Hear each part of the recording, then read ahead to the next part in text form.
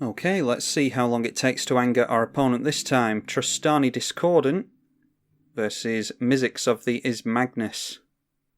Let's keep that. We have a Farseek in hand. I don't know if we have 3 visits in this deck actually.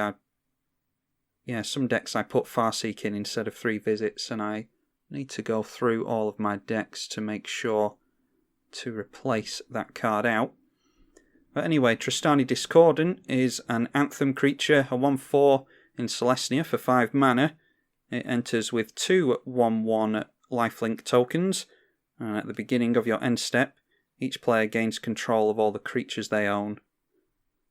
I think Farseek that's actually the only card we can play here. There we are, we can get into 4 mana next turn, so we need to decide if we want to hold up mana for Field of Ruin or just go for the Intangible Virtue. Looks like it is just Intangible Virtue we're going for. A Goblin Electromancer comes out for our opponent. They obviously care about instants and sorcery spells being cast because Mizzix of the Is-Magnus is a 2/2 4 mana Izzet commander. Whenever you cast an instant or sorcery with CMC greater than the number of XP counters you have, you get an XP counter. Instants and sorcery spells cost a generic less to cast for each XP counter you have. Usually a storm deck, some kind of combo deck, but Mizzix of the Is-Magnus can do some incredible things, and it's a deck that I've been meaning to build for a while actually. I'll get round to it one day, but there's no shortage of commanders to build in this format. Oh, we do have a 3 visits, so I must have all 3 of the 2 mana ramp spells, 3 visits, Farseek, and Nature's Law. Let's get down our land, and we'll see if our opponent has counter magic for us. Doesn't look like it, so I think instead of going for more ramp next turn, we'll just go for Shamanic Revelation and draw 3 cards off of that. I would wait until we've got more creatures in play, but we have Camaraderie anyway, which is the same effect pretty much. And unfortunately our opponent's missing land drops, so we need to decide if we want to... well, let's swing in first of all. And just deciding to block on our Trostani so that they don't take the extra 1 point. Obviously these 2 creatures won't kill each other, but a lightning bolt will kill one of our tokens. So that kind of makes our mind up for us. We're going to go for 3 visits into Brimaz, I think. We can get ourselves a white source with the 3 visits in Savannah. And then we're going to hold up the Wasteland. I don't think we're going to use Wasteland on our opponent because, well, that's not much fun. And going for a Brainstorm, if they don't have a land from the top 3 cards of their library, then that's really, really unlucky. But they get into a mountain. And we get into a forest, so that's good. We can Rampage in Baloths if we want to, but I think I'd quite like to just swing in with everything here. We'll get a Brimaz token, and then I think that sets us up nicely for a Shamanic Revelation.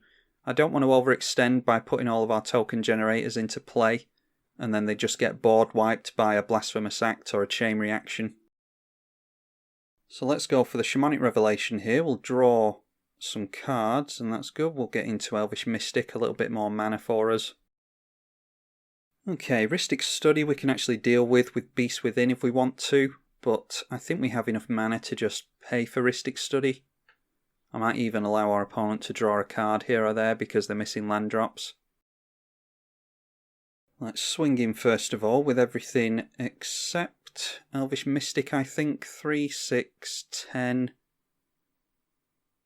Yeah, I don't think it matters if we don't swing in with the Elvish Mystic. And then I think it's just Sunpetal Grove. And maybe we can just hold it up like that. Well, let's get down the Monastery Mentor, actually. Yeah, our opponent was mana screwed through all of that. They drew plenty of cards, and they got through... I mean, it just happens sometimes in Magic the Gathering. No matter how many lands you put in your deck. I've had decks where I've got 38 lands in the whole library, and you just don't draw into them. It's just unlucky sometimes, especially unlucky after a brainstorm as well. But I'll probably just use this game as a bit of bonus content and tack it on to another game. So shows you a little bit of how Trostani Discordant operates. If you haven't seen this deck before, there are other games on the channel. It's part of a Trostani Discordant playlist if you're interested. We'll get on with another game, I think. Trostani Discordant versus Riku of 2 Reflections, and we don't have any ramp in that hand, but Magic Online tends to punish you by throwing lands away. I'm going to draw a full grip. Okay, we actually draw into some lands there. Yeah, that hand's not particularly great either, is it? I'm just going to throw this away again. Okay, we're apparently not going to draw a good hand, so let's just keep this. We will ditch the Elishnorn, the Avenger of Zendikar, and we will start the game like that. Hopefully we can get into some ramp at some point during the game. Riku of 2 Reflections is a 5 mana Teamer commander, a 2/2. Whenever you cast an instant or sorcery, you can pay Izzet to copy it, and whenever you cast a creature, you can pay Simic to copy it. Glare of Subdual is really good, but we're nowhere near it currently. Let's just get down a tap land so that we can F6 through our opponent's turn. Okay, Riku just getting down the tap lands and has not done anything luckily for us on the first few turns, so we can just slowly get a game going apparently. Unfortunately, the longer the game goes, the better it is for Riku. They tend to want to ramp as soon as they possibly can, and there's proof of it in Izzet Signet. And then the more mana they have, the more they can put into things like big creature spells and copy the creature spells. Same with instants, obviously. We'll get down a basic and just pass again because we're not going to get much going very quickly.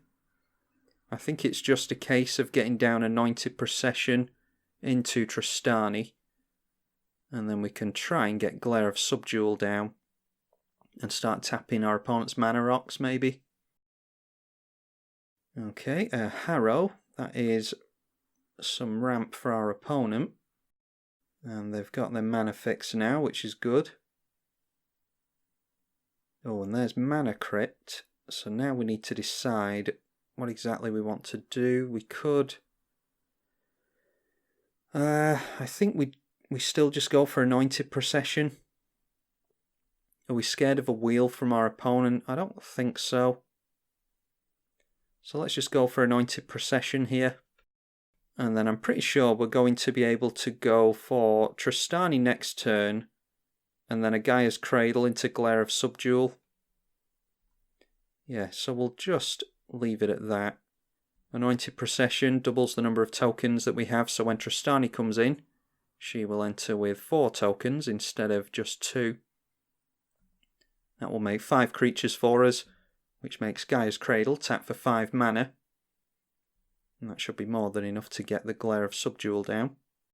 Yeah, some mana rocks coming into play now, so I would really like to keep our opponent off of those. Unfortunately for us, Riku does really like to get down lots of lands as well as rocks. And we can't tap those down with the Glare of Subdual. Let's go for our Mana Crypt and our commander. We get double the number of tokens, and then we can get down our Gaia's Cradle.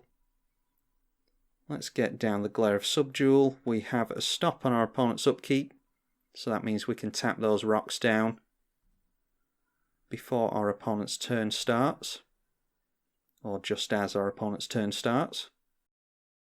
Glare of Subdual is tap an untapped creature you control to tap an artifact or creature of our choosing. We're going to tap a soldier and our commander. Now we need to get into card draw. We've gotten into plenty of mana because it's been a pretty slow game. A Harmonise from our opponent there, that's just draw 3 cards. And they get down a land, so they don't have to discard. And we are just drawing into lands, unfortunately. We'll get down the Reliquary Tower just in case we actually get some card draw on the go at some point during the game. Let's swing in with 3 creatures. We'll leave 2 back to tap down the rocks. They are going to tap that down in response, so they've obviously got something that they can do at instant speed. Flash gets down a creature. You may put a creature from your hand onto the battlefield. If you do, sacrifice it, unless you pay its mana cost, reduced by up to 2 generic mana. So let's see what they've got here. Might just be a Wood Elves or something like that. No, it's Sphinx of Athun.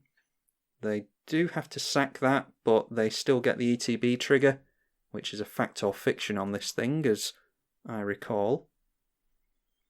Yep, it is. So you can have Sol Ring and a tap land, or you can have a Karoo land and 2 basics. They'll probably go for the 3 lands here. Nope, they go for Sol Ring. We can tap that down. Oh, and an Hour of Promise. Search your library for 2 lands and put them onto the battlefield tapped. And there's all kinds of 2 land combos that you can get going. You don't normally see land combos in Riku, but they might just get into something like Maze of Ith. Well, there's one half of a combo, but all they did there was get into Reliquary Tower. I'd be curious to see what they want to copy with the Thespian Stage. Maybe they want to copy our Gaia's Cradle. Now then, watch us draw into another land. Well, there's not a whole lot we can do. If we're just drawing into lands, then, well, what else can I say? Nothing we can do. If we just draw into lands, it's just something that happens sometimes, unfortunately. We'll leave 3 creatures back this time to tap down the rocks. Our opponent is successfully ramping out anyway.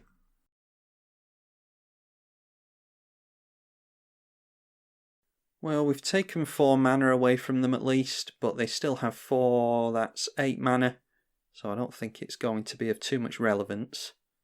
They get down the tap land that we gave them last turn. Might just see Riku here. Nope, it is Fathom Mage. That is going to draw them a lot of cards, potentially. Okay, Divine Visitation. I mean, it's worth getting down, but it's not going to do anything for us until we can replay our commander. Luckily, we have plenty of mana to do that with. Now, if our opponent can cast a creature at instant speed, then they could put a counter on the Fathom Mage and trade one of our soldiers, but I don't think they trade anyway. So let's go in with a couple of creatures again. And again, we're just leaving 3 back for these mana rocks. Rinse and repeat, apparently. And the Thespian Stage is becoming a copy of the Gaia's Cradle. Now that they've got a creature in play, the Gaia's Cradle can start tapping for mana. And again, tapping in response. And the tapping there is its signet down as well. Looks like Cyclonic Rift to me.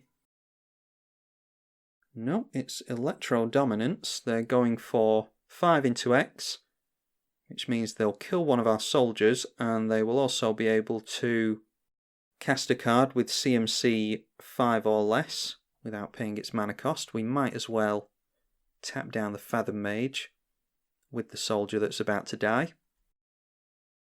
Oh, and a Zealous Conscript. That will put an Evolve trigger on the Fathom Mage, and they will draw a card from that. And they're stealing our Trostani Discordant. Don't really see what they're going to do with that, other than be able to get their Zealous Conscripts through. It also gives them more mana with the Gaia's Cradle, though. Okay, I missed that. Oh, that was Khan's Temporal Sundering. That is bounce and take an extra turn, I think. Yeah, they've bounced our Divine Visitation and they are taking an extra turn after this one. I'd quite like to leave Trostani untapped for a little while, just because I don't think tapping down the rocks is going to make a whole lot of difference now. And if I can block and have the Trostani die, it will give us an opportunity to have that go into the command zone. Then we can get down Divine Visitation and replay her, and we'll get 4/4 Flying Angels into play along with her, and they'll actually be 5/5s because of the buff. Okay, destroy an artifact, and they can copy that if they want, but there isn't another artifact to destroy. Another evolve trigger on the Fathom Mage will draw another card for our opponent. And a Cultivate, and it looks like, yep, they are able to copy that, so not tapping down the Soul Ring has actually been relevant this turn, I think. But we've been too slow. We've been unlucky this game, actually. We had really poor opening hands to choose from. And then we did actually get down mana quite quickly. We got to take advantage of our opponent's slow start. But we just ended up not drawing into a whole lot, really. So we've managed to draw the game out somewhat, but haven't gotten a whole lot going on from that point onwards. Swinging in with both 3/3s, I imagine, here. They might as well. They won't lose a creature. They'll just get a free 3 points of damage through. But they opt against it. We might as well tap down one of their creatures. I don't see what relevance it's going to be, but it's a good habit to get into. And guess what? We get into another land. So let's just go for Divine Visitation again. And I'm willing our opponent to get something onto the field that's got 4 or more power, because then we can chump with Tristani if they decide to swing into it. But we're just going to do our trick again of tapping down the rocks. Yet again, don't think it's going to make too much of a difference.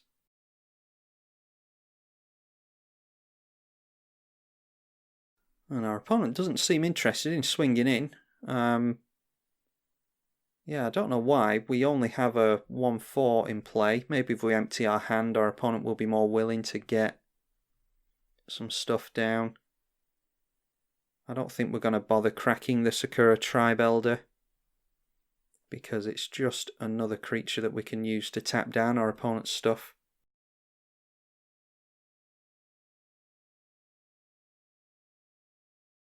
Now our opponent should feel pretty good about committing more creatures into the red zone, because we have no cards in hand. They know that we don't have a Condemn or anything like that. Nostalgic Dreams can be copied. As an additional cost to cast it, you discard X cards, return X cards from your graveyard to your hand. They are going for Electro Dominance, Hour of Promise, Sphinx of Athun, and Harmonise, and no doubt that they will copy this. Exactly the type of stuff Riku likes to do. As poorly as this game has gone for us, we were pretty unlucky at the start, and then we haven't really drawn into much, like I said. I do like to still upload games like this because I assume some of you will be interested in seeing how Riku can perform. And given enough time and enough turns and enough mana, Riku can do a lot of interesting stuff, so hopefully some of you enjoy seeing a good game from Riku. And this time with the Nostalgic Dreams, going for the Flash again. 3 visits, Cultivate, and Ixodron. Oh, Ixodron is no fun. That actually, well, it might actually make it easier for us to lose our commander because it'll turn into a 2/2. Yeah, so I'm not too against that actually. But our opponent is going to have a full grip of 8 cards, and the mana to cast the spells they've just refilled their hand with. Again, Sphinx of Athun is coming down. This time it was hard cast, I think, thanks to the guy's Cradle. And it will evolve the Fathom Mage. And I imagine our opponent's going to get a second Sphinx of Athun. Yeah, there's no real good thing we can do there. Clone can go on the Sphinx again for more card advantage. So let's just go Dig Through Time and Acidic Slime. Acidic Slime no doubt goes for either Glare of Subdual or the Divine Visitation. Our opponent's up to 10 cards in hand, and I would think they would get a copy of the Sphinx here. Yep, they sure do. That will trigger Fathom Mage again. Now 11 cards in hand, and they're about to have even more. Just for the fun of it, you can have a Deadeye Navigator if you like. Deadeye Navigator goes really well with the Sphinx of Athun. And that is what they chose. They threw 4 cards into the graveyard to get their Deadeye Navigator into their hand.